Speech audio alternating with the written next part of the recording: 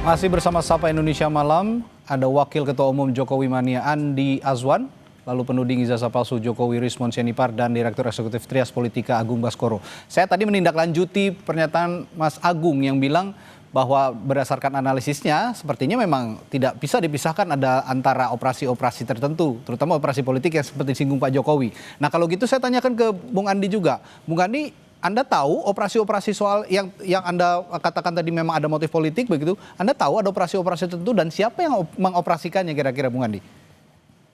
Iya, Bang Radit ya, saya setuju apa yang dikatakan Mas Agung itu. Ibaratnya gini, ada orang buang gas ya, baunya kecium semua tapi orangnya nggak ada gitu. Susah ditebak. Seperti itulah analoginya gitu loh. Yang jelas memang ada hal-hal seperti itu ya. Kenapa? Karena rangkaiannya ini itu berkesinambungan gitu loh.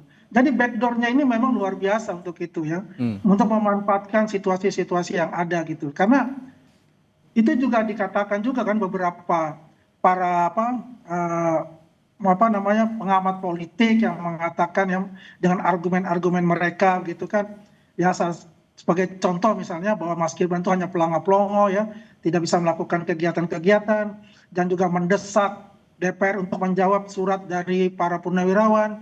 Ya itu konteksnya kita bisa lihat. Yang terakhir kan kemarin kita bisa lihat ketika Mas Suryo dan kawan-kawan itu ada hadir pula di situ kan, ada Mayor Jenderal Sunarko di situ kan, ada Pak Rajasa juga di situ kan, dari perwakilan dari Purnawirawan ABRI, dan juga ada lagi ini, ada Pak Said Didu di situ.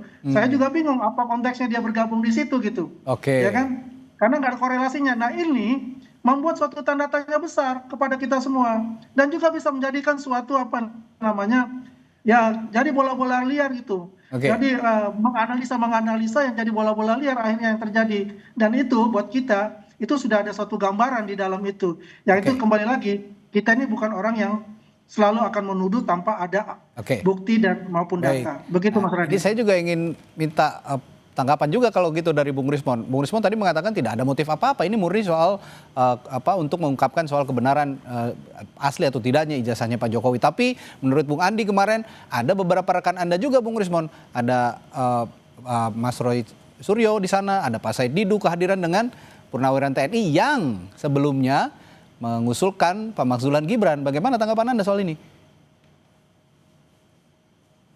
Bung Rismon? Ya, Bang. Ya. Iya, aduh, ini narasinya terlalu liar sekali, apalagi untuk saya ya. Ini narasinya Bung Andi ini terlalu liar tanpa ada pembuktian latar belakang saya, bagaimana. Saya menulis buku ratusan Pak Andi ya di Amazon. Jadi saya murni ini dan saya juga akan mempertimbangkan untuk melaporkan Pak Jokowi atas dugaan skripsi palsu. Karena memang tidak mendapatkan jawaban yang puas atas keterangan metode forensik yang dilakukan oleh Bareskrim terkait penggunaan cuma indera perasa, diraba, terus disimpulkan bahwa itu produk dari letterpress. Kami ingin ya itu diuji ulang, khususnya skripsi itu. Narasi-narasi liar itu yang disebutkan Bung Andi ya, itu tidak menghentikan langkah saya supaya sejarah Indonesia ini diluruskan dan ke depan tidak ada lagi capres yang memiliki latar belakang khususnya pendidikan yang abu-abu. Ya, ini untuk generasi masa depan. Bung Rismon, artinya kehadiran Mas Roy Suryo kemarin, lalu kehadirannya Pak Said Didu itu tidak ada kaitannya dengan Anda begitu? Anda ingin mengatakan seperti itu ya, Bung Rismon? Kan mencetuskan ini kan murni sejak awal kan saya tidak ada kaitan dengan siapapun. Jadi ya murni saya analisa sesuai dengan kompetensi saya dan itu siap diperdebatkan, dikatakan saya salah dan kita siap seminar, itu nggak ada kaitannya dengan aktivitas-aktivitas politik. Apapun itu tidak ada.